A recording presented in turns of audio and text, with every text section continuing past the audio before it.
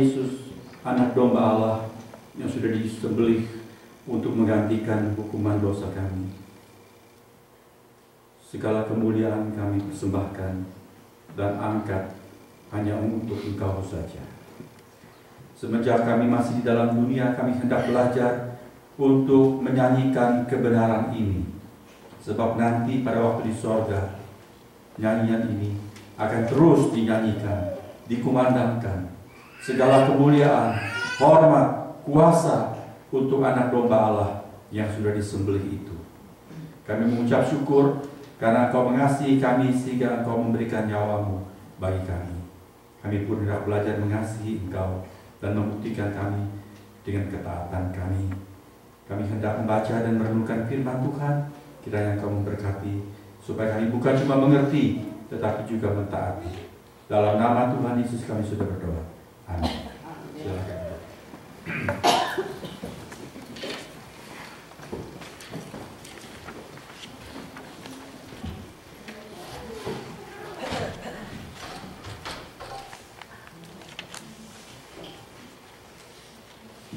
Jemaat yang dikasihi Tuhan, adalah bersama-sama kita membuka kitab Perjanjian Baru. Kita hendak membaca Injil Yohanes pasal yang ke-10. Yohanes pasal 10 sudah diberikan tanda untuk Perjanjian Baru. Sudah ada benang pembatas di sana, sudah tinggal buka saja. Saya akan membacakan buat kita sekalian ayat 1 sampai dengan ayat yang ke-15, atau kita membaca dengan bergantian karena perikop sudah panjang. Saya membaca ayat-ayat yang ganjil, saudara sekalian membaca ayat-ayat yang genap. Jadi saya mulai di ayat pertama, kemudian saudara dengan kompak, dengan serempak membaca ayat yang kedua. Begitu kita silih berganti sampai dengan ayat 15. Yohanes 10 ayat yang pertama saya mulai. Aku berkata kepadamu, sesungguhnya siapa yang masuk ke dalam kandang domba dengan tidak melalui pintu, tetapi dengan memanjat tembok, ia adalah seorang pencuri dan seorang perampok. Tetapi siapa yang masuk melalui pintu, ia adalah gembala domba. Untuk dia penjaga membuka pintu, dan domba-domba mendengarkan suaranya, dan ia memanggil domba-dombanya masing-masing menurut namanya dan menuntunnya keluar. Jika semua dombanya telah dibawanya keluar, ia berjalan di depan mereka, dan domba-domba itu mengikuti dia, karena mereka mengenal suaranya. Tetapi seorang asing pasti tidak mereka ikuti, malah mereka lari daripadanya, karena suara orang-orang asing tidak mereka kenal. Itulah yang dikatakan Yesus dalam perumpamaan kepada mereka, tetapi mereka tidak mengerti apa maksudnya. Ia berkata demikian kepada mereka. Maka kata Yesus sekali lagi, aku berkata kepadamu, sesungguhnya akulah pintu ke domba-domba itu. Semua orang yang datang sebelum aku adalah pencuri dan perampok, dan domba-domba itu tidak mendengarkan mereka. Akulah pintu. Barang siapa masuk melalui aku, ia akan selamat, dan ia akan masuk dan keluar dan menemukan padang rumput. Pencuri datang hanya untuk mencuri dan membunuh dan membinasakan. Aku datang supaya mereka mempunyai hidup dan mempunyainya dalam segala kelimpahan. Akulah gembala yang baik. Gembala yang baik memberikan nyawanya bagi domba-dombanya. Sedangkan seorang upahan yang bukan gembala dan yang bukan pemilik domba-domba itu sendiri, ketika melihat serigala datang, meninggalkan domba-domba itu lalu lari, sehingga serigala itu menerkam dan mencerai-beraikan domba-domba itu. Ia lari karena ia seorang upahan dan tidak memperhatikan domba-domba itu. Akulah gembala yang baik, dan aku mengenal domba-dombaku, dan domba-dombaku mengenal aku. Ayat 15 kita baca bersama-sama. Sama seperti Bapa mengenal aku, dan aku mengenal Bapa, dan aku memberikan nyawaku bagi domba-dombaku. Dalam hidup kita punya banyak kebutuhan. Dan dalam hidup kita mengharapkan kita mencapai kebahagiaan. Betul, saudara?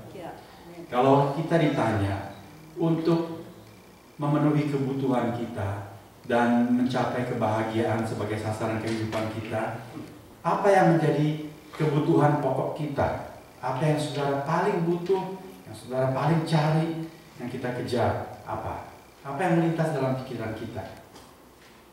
Saudara, kalau kita di Indonesia, orang bilang ada kebutuhan pokok, sandang, pangan, papan. Saudara masih ingat itu? Sudah lama di Amerika, sudah lupa. Kebutuhan pokok katanya pakaian, makanan, dan perumahan, tempat tinggal, sandang, pangan, papan.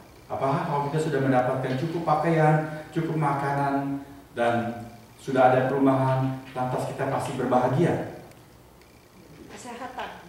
Kesehatan. Jadi kalau sudah sehat sampai meninggal dunia nggak pernah sakit, sudah pasti bahagia. Saudara-saudara, jawaban kita itu tergantung bagaimana pemahaman kita mengenai hakikat diri kita. Secara ilustratif, sebetulnya kita ini seperti apa?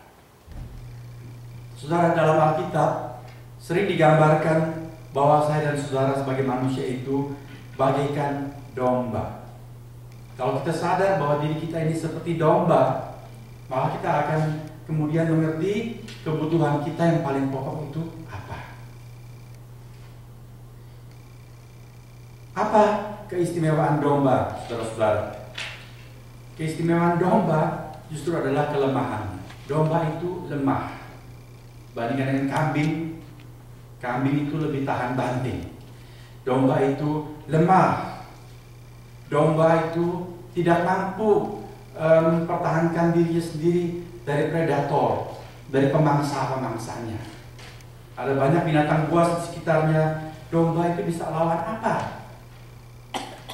Memang ada jenis domba di Garut, orang bikin adu domba. Domba dipertarungkan, domba bertanduk itu domba jantan. Tapi domba yang Alkitab gambarkan untuk manusia adalah biasanya itu sheep, domba jenis betina. Tidak ada tanduk, lemah. Kita membutuhkan pelindung. Domba juga gampang nyasar. Kalau kambing bisa pulang sendiri, tapi domba itu perlu ada gembala yang membimbing dia. Kalau tidak, dia salah jalan, dia tersesat. Saya membaca satu artikel tahun 2006 di Turki bagian timur, ada peristiwa tragis. Sekaligus mati 400 domba. Karena apa? Bukan karena wabah penyakit, tetapi karena ikut-ikutan. Seperti biasa kawanan domba itu ada pemimpinnya, domba lain. Nah, persis ketika mungkin si gembala meleng atau bagaimana, domba ini satu yang di depan berusaha untuk menyeberangi satu jurang kecil yang lebarnya kira-kira beberapa meter. Dia coba loncat ke seberang, tapi jurang itu dalam. Dia tidak bisa sampai ke seberang. Dia loncat, dia jatuh sampai ke dasar jurang. Lalu ratusan domba lain itu ikut-ikutan yang di depan. Ini peristiwa nyata, saudara. 400 ekor sekaligus mati. Karena begitulah sifat domba. Domba itu lugu, domba itu lemah, domba itu membutuhkan perlindungan dan pimpinan. Domba membutuhkan seorang gembala yang baik. Tuhan mengatakan kita itu bagaikan domba. Dia adalah pencipta saudara dan saya. Dia yang paling tahu kodrat manusia. Dia paling mengerti sifat dasar kita, keistimewaan kita maupun kelemahan kita. Dan dia paling mengerti kebutuhan kita. Karena dia yang menciptakan kita. Betul? Maka waktu dia mengatakan atau memberikan gambaran manusia itu bagaikan domba, pasti tidak keliru. Kalau kita mengerti bahwa kita ini hanyalah domba saja, secara ilustratif, saudara. Kalau ditanya kebutuhan pokokku itu apa? Kebutuhan pokokmu itu apa? Kebutuhan pokok kita itu bukan sandang, pangan, papan, bukan materi berlimpah-limpah, bukan pekerjaan yang baik, bukan kesehatan, bukan senjata apapun yang menjadi backup kita, tetapi seorang gembala yang baik. Sebab kalau tidak, kita bakal mengalami banyak kesulitan dalam kehidupan kita. Meskipun kelihatannya semua oke-oke punya, secara rohani kita membutuhkan seorang gembala yang baik. Hari ini saya mengangkat sebuah tema, kebahagiaan domba-domba gembalaan Tuhan. Domba itu adalah hewan. Apakah di antara saudara ada penggemar hewan, suka pelihara pet dan sebagainya? Saudara perhatikan kalau pet itu dipelihara oleh manusia.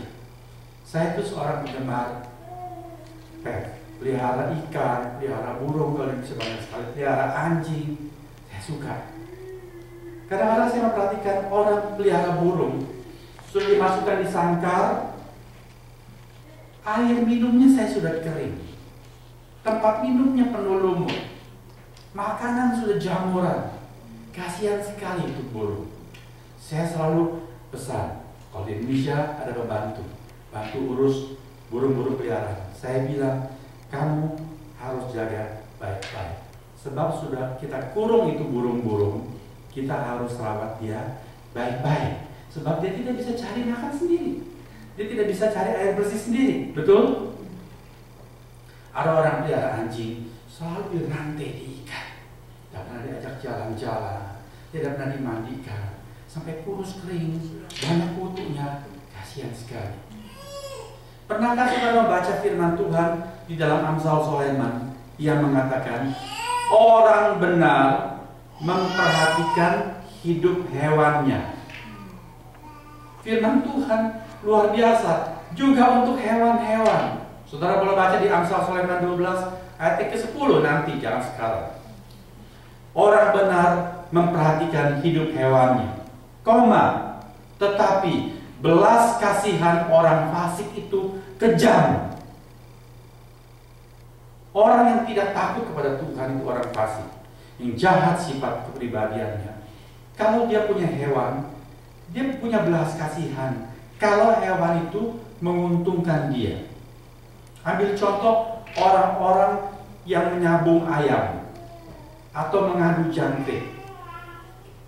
Mengapa mereka menyabung ayam dan mengadu jangkrik? Untuk apa? Untuk taruhan. Untuk menang taruhan, dapat uang. Betul? Saudara pernah lihat orang mengadu jangkrik? Jangkrik itu disayang-sayang.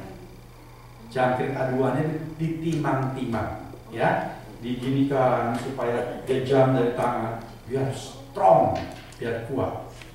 Lalu dikasih makanannya cabai, biar galak. Dikasih minuman sedikit dicampur madu dengan arak, wah, supaya garang dan kuat jangkriknya. Lalu diadu. Di Indonesia orang adu jangkrik, bumbung itu tabung bambu dihadapkan, melalui disekat dulu, lalu dibuka sekatnya, jual jangkrik sebelum sudah dikilik-kilik, lalu mereka maju bertarung, adu gigit-gigit. Saudara pernah lihat itu? Sebelumnya disayang-sayang, begitu jangkriknya kalah, dia apakan saudara? Dia potes kepala. Itu yang Alkitab katakan, belas kasihan orang fasik itu kejam. Orang-orang yang tidak takut kepada Tuhan, kalau dia berbaik-baik kepada kita, hati-hati, dia ada mau apa?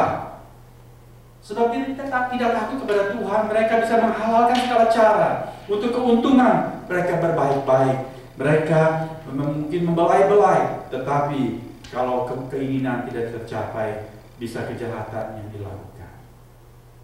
Di Bali, orang menyambung ayam itu dengan memberikan taji di bagian cakar ayam tersebut. Diberikan pisau di sana, supaya ketika ayam itu berkelahi, bertarung, yang satu menikam yang lain, dan yang tertikam itu kalah. Dan orang-orang, kalau saudara lihat menyabung ayam di Bali, ayam yang sebelum disabung itu disayang-sayang terus, saudara. dimandikan, dipijit